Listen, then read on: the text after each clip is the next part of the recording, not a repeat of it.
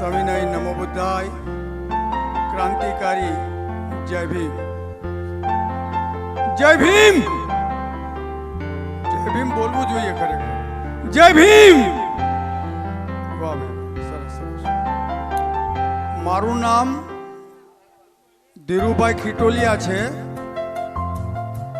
હું ગુજરાત પ્રદેશ સમતા સૈનિક દળ ડૉક્ટર બાબા સાહેબ આંબેડકર દ્વારા સ્થાપિત સમતા સૈનિક દળના અંદર ગુજરાત પ્રદેશમાં ઉપાધ્યક્ષ તરીકે મને જવાબદારી સોંપવામાં આવેલી છે. હું અમરેલીથી આવું છું. આજે મારી સાથે આપણા દિવંગત શહીદ વીર જે જુગદિયા સાહેબ પીએસઆઈ પોરબંદર, એમના પિતાજી જેઠા બાપા પણ મારી સાથે છે. અમે અમરેલીથી રમેશભાઈ, જૈતાભાઈ વગેરે અહીંયા આવ્યા છીએ. દિનેશભાઈ પરિવાર અને ભંખોડિયા પરિવારનો જે અહીંયા જેઠા બાપાને લઈ આવવા માટેનો ભાવ હતો, આમંત્રણ હતું, આમંત્રણને માન આપી અને એમના માતાજી બધીબેન, દિનેશભાઈના માતા બધીબેન ના પુણ્યતિથિ નિમિત્તે આપ વચ્ચે આવવાનો અવસર પ્રાપ્ત થયો છે. હું બધીબેનના ચરણોમાં મારા ભાવપૂર્ણ આદરાંજલિ અર્પણ કરું છું. ભંખોડિયા પરિવારનો પણ આભાર વ્યક્ત કરું છું. શહીદ વીર જે જુગદિયા સાહેબની બે વાત કરતા પહેલા હું આજે આનંદિત એટલા માટે પણ છું કે ડૉક્ટર બાબા સાહેબ આંબેડકર જ્યાં રાજકોટ ગુજરાતની ધરતીમાં જ્યારે રાજકોટ આવેલા, એ ગુણવંતભાઈ સરવૈયા પરિવારના આપણા સમાજના વડીલ સાથી પણ આજે આપણી વચ્ચે ઉપસ્થિત છે. જેઠા બાપા આ બાજુ આવી જાય. આવો જેઠા બાપા. આપણે ખૂબ જ ગૌરવ લેવા જેવી બાબત છે કે આ એ સરવૈયા પરિવાર છે કે જેણે આપણા ઉદ્ધારક, આપણા મહામાનવ ડૉક્ટર બાબા સાહેબ આંબેડકરના અહીંયા એમના ત્યાં આવ્યા હતા અને એમની ગાડીમાં એમને ફેરવા હતા. આજે પણ એ ગાડી મેં સાંભળ્યું છે અને જોયું પણ છે. એ ગાડીને તો એમના ત્યાં સચવાયેલી પડી છે. આપણે ખૂબ જ આનંદ અનુભવીએ છીએ બાબતને, એટલે ગૌરવ પણ અનુભવીએ છીએ.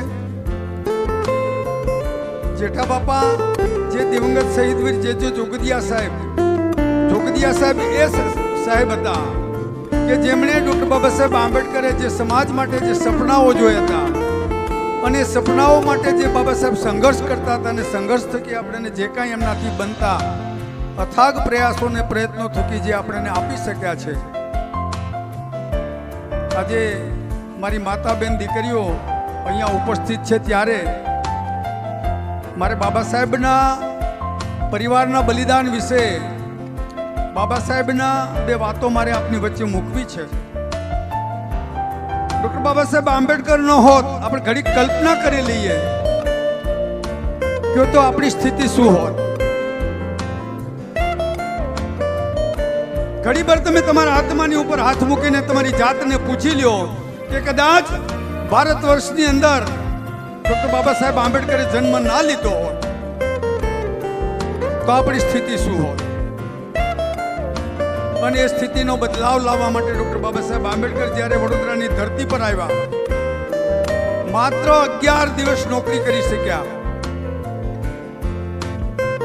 એમને રહેવા માટે કોઈ મકાન ભાડે નહોતું આવ્યું.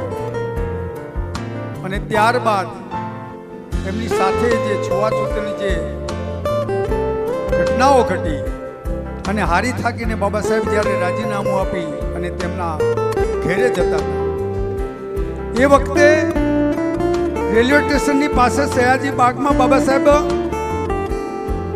એક વૃક્ષની નીચે, વટવૃક્ષની નીચે બેસીને રડ્યા. એમનું અપમાન થયું હતું, એમને મકાન નહોતું મળ્યું માટે નહીં, પણ એ વિચારે બાબા સાહેબ રડ્યા કે હું સૂટ બૂટમાં છું, હું વિદેશ ભણીને આવ્યો છું, મને અનેક ભાષાઓનું જ્ઞાન છે, હું આ રાજ્યનો એક ઉચ્ચ હોદ્દો ધરાવનાર વ્યક્તિ છું. આમ છતાં જો મારી સાથે આ વ્યવસ્થા આવો ભેદભાવ પાળતી હોય ને રાખતી હોય તો આ દેશમાં મારા કરોડો બાંધવો છે, એમની હાલત શું હશે? આ કલ્પના કરીને બાબા સાહેબ તમારે ને મારા માટે રડ્યા હતા. એ વખતે જોરદાર આંસુએ રોયા હતા.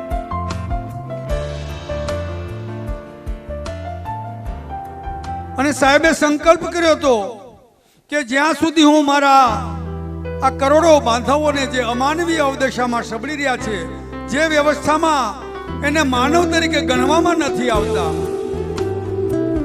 આ મારા બાંધવોને, મારા સમાજના આ પીડિત, શોષિત, વંચિત લોકોને હું જ્યાં સુધી એને માનવીય હકને અધિકાર નહીં અપાવું ત્યાં સુધી હું જંપીને નહીં બેસું. એમણે એ વખતે વડોદરાની ધરતી પર સંકલ્પ કર્યો. ત્યારબાદ બાબા સાહેબે જે કાંઈ સંઘર્ષની શરૂઆત કરી, એમના પર ઘણા બધા હુમલાઓ થયા. એમણે સમતા સૈનિક દળની સ્થાપના કરી.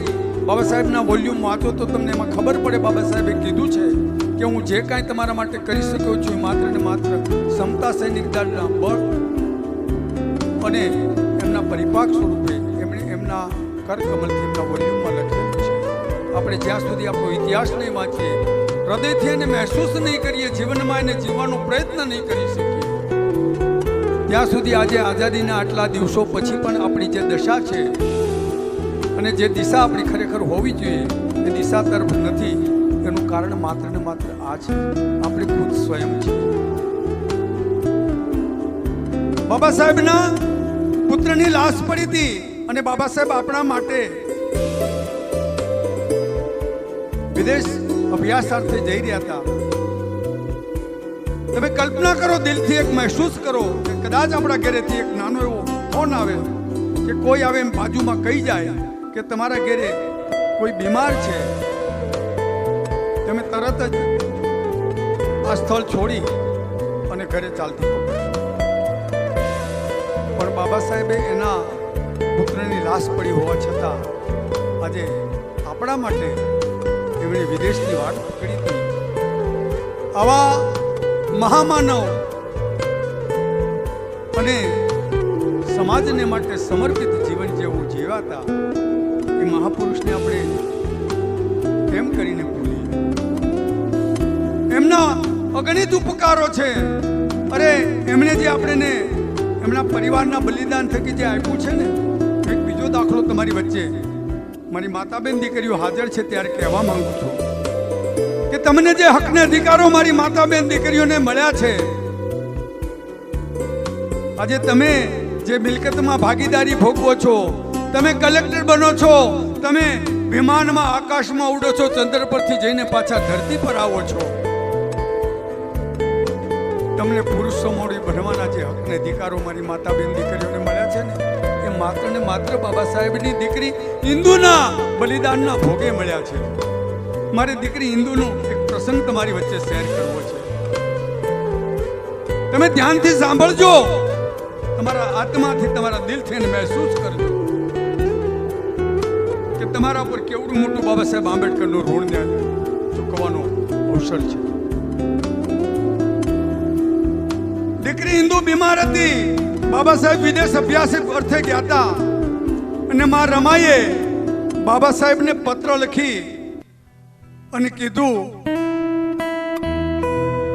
કે બાબા સાહેબ, આપણી દીકરી ઇન્દુ બીમાર છે, તમારી પાસે કંઈક પૈસા હોય તો મોકલો, હું એને દવાખાને જઈ. બેસો બાપા, બેઠો બેઠો બાપા, એક બીજી ખુરશી લઈ આવો. તમે સન્માનને લાયક છો, તમે આદરને લાયક છો. આ સમાજ તમારા ઋણને ક્યારેય ભૂલી શકે એમ નથી. દીકરી ઇન્દુ બીમાર છે, તમે કંઈક પૈસા હોય તો મોકલો. વળતા બાબા સાહેબ આંબેડકરે પત્ર લખી અને માં રમાને કીધું, લખ્યું તું હે માં, રમા, હું એક અઠવાડિયાથી જમ્યો નથી, લોકોએ બ્રેડના ટુકડા જે કિનારી કાપીને કચરા ટોપલીમાં નાખી છે એ ટુકડા હું બોલીને ખાઉં છું. મારી પાસે પૈસા નથી. તારી પાસે બે દાગીના હોય એ વેચી નાખજે. દીકરી ઇન્દુની સારવાર કરજે અને સાજી કરજે. અને દીકરીનું બલિદાન દેવાઈ ગયું. એ દીકરી ઇન્દુના બલિદાનના પરિપાક સ્વરૂપે આજે મારી માતા બેન દીકરીઓ તમે જે કાંઈ અધિકારો ભોગવી રહ્યા છો, તમે આસમાનમાં ઉડી રહ્યા છો, જે કાંઈ છો એ મારા ડોક્ટર બાબા સાહેબ આંબેડકરના પરિપાક સ્વરૂપે છો. એમના ચરણોમાં રોજ ફૂલ મૂકજો, એમને વંદન કરજો,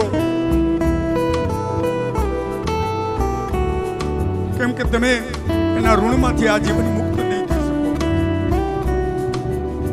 આ સમાજ પર બાબા સાહેબે એટલા બધા ઉપકાર કર્યા છે, એવા હક ને અધિકારો આપ્યા છે. કદાચ હું જ્યારે જ્યારે બાબા સાહેબના પ્રસંગોને લોકો વચ્ચે કેરું છું ત્યારે ભાવુક બની જાઉં છું. કારણ કે હું એનું ઋણ ચૂકવી શકું એવી મારી ઓકાત નથી. આ ચામડીને કદાચ એના જોડા પહેરાવી અને મારા લોહીનું એક એક ટીપું હું વહાવી દઉં, એના ઋણમાંથી મુક્ત થઈ શકું એવી મારી કોઈ સ્થિતિ નથી. હું બાબા સાહેબનો નાનેવો સૈનિક છું. સાહેબે ચીધેલા રસ્તા પર લાયક બનવાનો હું પ્રયત્ન કરી રહ્યો છું. બાબા સાહેબ આપણે જે આપ્યું છે, માના પેટમાં હોઈએ ત્યાંથી એમની સહાય ને સવલતો સાહેબ ચાલુ થઈ જાય છે. બાળકનો જન્મ થાય તો એની પણ સહાય મળે, એને સ્કૂલે બેસાડીએ સ્કોલરશીપની સહાય મળે. થોડો ભણી જાય, હોશિયાર થઈ જાય તો એને અનામતમાં નોકરી મળે. નોકરી ન મળે તો ધંધા રોજગારની સહાય સવલત મળે. એને રહેવા માટે મફત પ્લોટ મળે, મકાનની સહાય મળે. અરે સાહેબ, આપણે મરી જાય ને તો મારા ખાપણની વ્યવસ્થા આપણો બાપ કરતો હતો છે. એને કેમ ભૂલવા? એના ઉપકારોને કેમ ના યાદ કરીએ? કોઈ સ્થિતિ હશે એ માણસ એકલા હાથે 500 વર્ષના ઇતિહાસને બદલીને ફેંકી દીધો. અને જે વ્યવસ્થાએ મને ને તમને જે માણસ નહોતા ગણતા એ વ્યવસ્થાને દિલ્હીની બજારમાં ભાડ કરતી એના ગ્રંથને સળગાવી દીધો. આ ભડવીર હતા ડોક્ટર બાબા સાહેબ આંબેડકર. એકલા હાથે કેમ જજુમ્યા હશે, કેમ લડ્યા હશે? પેલા કોક વાંચો તો ખરા. એના ઇતિહાસને તમે દિલથી મહેસૂસ કરો. તમારા પરિવારનો એક સભ્ય તો એમ સમજીને તમે એને અનુભવો, એમને વાંચો. એમના ઋણને ક્યારે ભૂલતા નહીં. એને ભૂલ્યા, ભૂલ ગયે તો બરબાદ, યાદ રખોગે તો આબાદ હો. આ વાત ડોક્ટર બાબા સાહેબ આંબેડકરની હતી. અને એ વાત ઉપર અમારા પીએસઆઈ શહીદ વીર દિવંગત જે જોગદિયા સાહેબને લઈને હું રાજકોટમાં ઘણી મેં મીટિંગો કરી છે. સાહેબ, હું સાહેબની સાથે કામ કરનારો, સાહેબની સાથે ખભે ખભા મિલાવીને ચાલનારો એક સાથી મિત્ર હતો. મને વડીલ મિત્ર ગણતા હતા. અમે રાયડી રોગલ તમારા ધોરાજીના એ ગામડાઓ અમે ખૂંદતા. રાત્રે સાહેબ આવતા ફોર વ્હીલમાં. અમારા શિલ્પાબેન અને નાની નાની દીકરીઓ ફોર વ્હીલમાં સૂઈ જાય. અમે મિટિંગો કરીએ રાત્રે 12, 1, 2 થાય અને દીકરીઓને ખંભે નાખી અને ફરી પાછા પાછળની સીટમાં સાહેબ સુવડાવે અને સાહેબ એ ગાડી લઈ કા પોરબંદર જાય અને કા મારા જેઠા બાપાના ઘરે છેરણા જાય એના પપ્પાના ઘરે.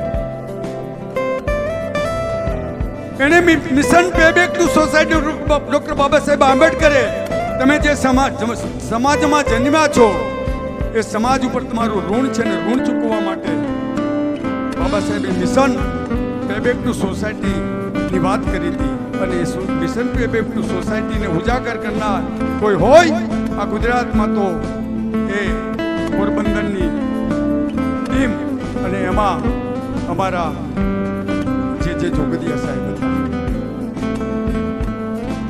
એ મિશન પે બેક ટુ દ્વારા પોરબંદરની અંદર બુદ્ધ વિહારની સ્થાપના કરી.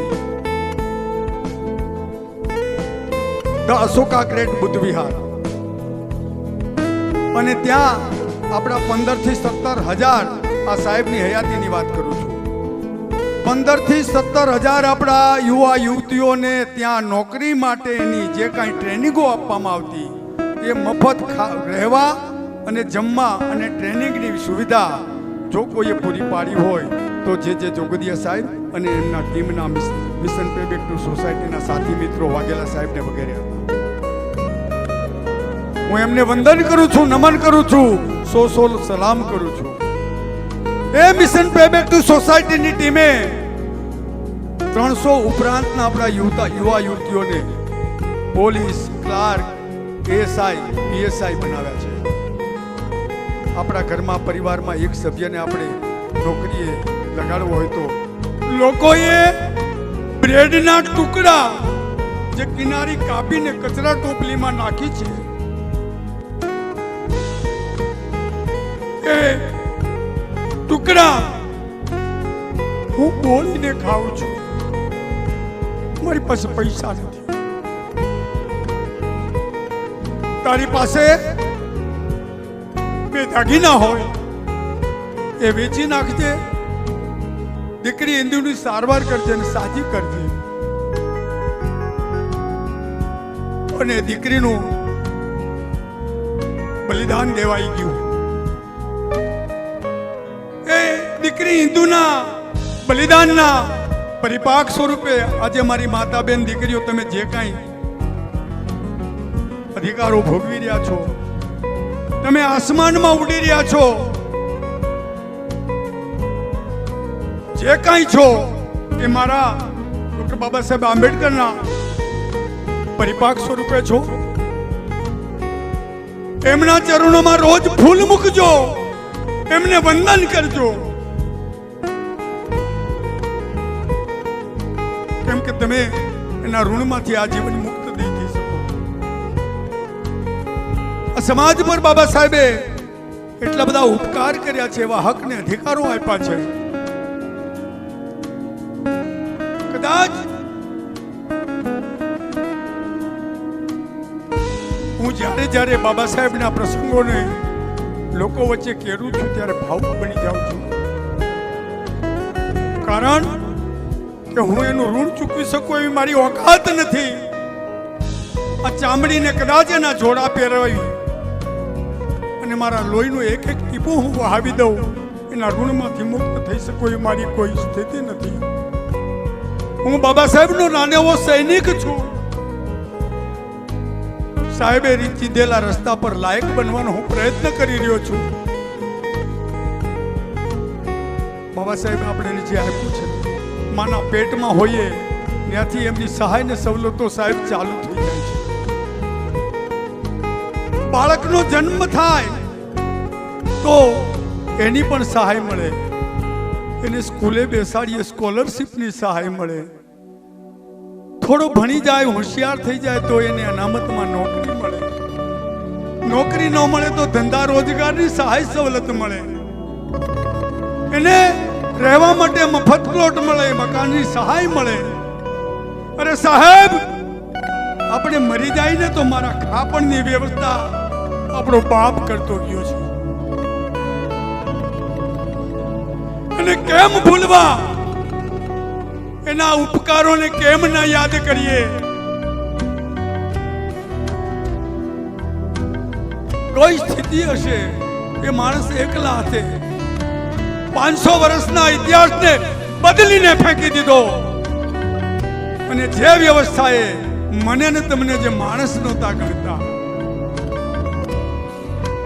એ વ્યવસ્થાને દિલ્હીની બજારમાં ભાડ કરતી એના ગ્રંથને સળગાવી દીધું.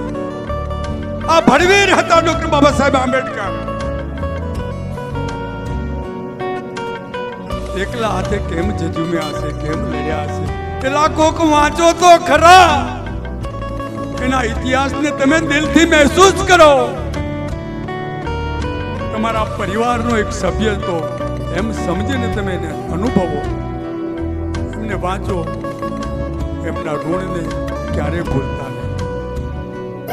એને ભૂલ ગયે તો બરબાદ, યાદ રખોગે તો આબાદ હો. આ વાત ડોક્ટર બાબા સાહેબ આંબેડકરની હતી અને એ વાત ઉપર અમારા પીએસઆઈ શહીદ વીર દિવંગત જે જોગદિયા સાહેબને લઈને હું રાજકોટમાં ઘણી મેં મીટિંગો કરી છે. સાહેબ, હું સાહેબની સાથે કામ કરનારો, સાહેબની સાથે ખભે ખભા મિલાવીને ચાલનારો એક સાથી મિત્ર હતો. મને વડીલ મિત્ર ગણતા હતા. અમે રાયડી રોગલ તમારા ધોરાજીના એ ગામડાઓ અમે ખૂંદતા. રાત્રે સાહેબ આવતા ફોર વ્હીલમાં, અમારા શિલ્પાબેન અને નાની નાની દીકરીઓ ફોર વ્હીલમાં સૂઈ જાય. અમે મીટિંગો કરીએ, રાત્રે 12, 1, 2 થાય અને દીકરીઓને ખંભે નાખી અને ફરી પાછા પાછળની સીટમાં સાહેબ સુવડાવે અને સાહેબ એ ગાડી લઈ કા પોરબંદર જાય અને કા મારા જેઠા બાપાના ઘરે છેલણા જાય એના પપ્પાના ત્યાં. એને mission pay back to society doctor Baba Saheb આંબેડકરે, તમે જે સમાજમાં જન્મ્યા છો એ સમાજ ઉપર તમારું ઋણ છે ને ઋણ ચૂકવવા માટે બાબા સાહેબે mission pay back to society ની વાત કરી હતી. અને મિશન પે બેક ટુ સોસાયટીને ઉજાગર કરનાર કોઈ હોય આ ગુજરાતમાં તો એ પોરબંદરની ટીમ અને એમાં અમારા જે જોગદિયા સાહેબ હતા. એ મિશન પે બેક ટુ દ્વારા પોરબંદરની અંદર બુદ્ધ વિહારની સ્થાપના કરી. ધ અશોકા ગ્રેટ બુદ્ધ વિહાર.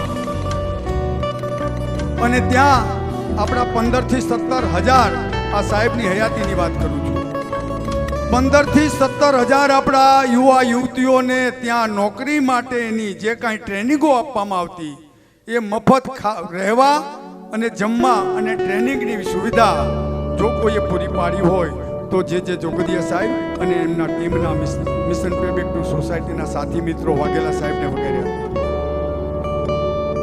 હું એમને વંદન કરું છું, નમન કરું છું, સો સલામ કરું છું. એ મિશન પે બેક ટુ સોસાયટીની ટીમે 300 ઉપરાંતના આપણા યુવા યુવતીઓને પોલીસ, ક્લાર્ક, એએસઆઈ, પીએસઆઈ બનાવ્યા છે. આપણા ઘરમાં, પરિવારમાં એક સભ્યને આપણે નોકરીએ લગાડવો હોય તો આપી. આપ બધાનો હું હૃદયપૂર્વક આભાર માનું છું.